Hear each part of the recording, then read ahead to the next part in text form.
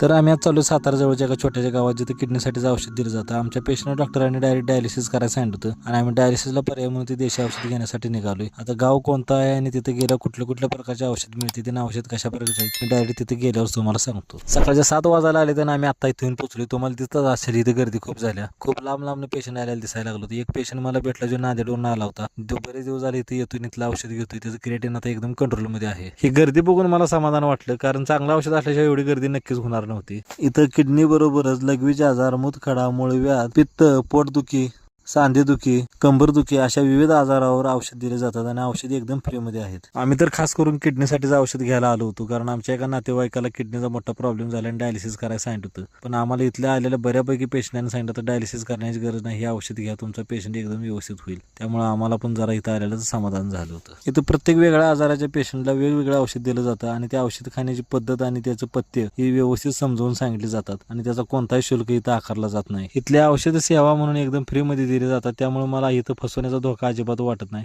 त्यामुळेच मी हा व्हिडिओ बनवून तुम्हाला सगळ्यांना सांगत आहे, जर कोणाला अशा प्रकारचे काही आजार असतील तर त्यांनी इथे एक वेळ अवश्य भेट द्या. साताऱ्यावरून पुणे दिसायला निघाल्यावर अंदाजे 25-30 किलोमीटर अंतरावर जोशी विहार म्हणून गाव लागतं.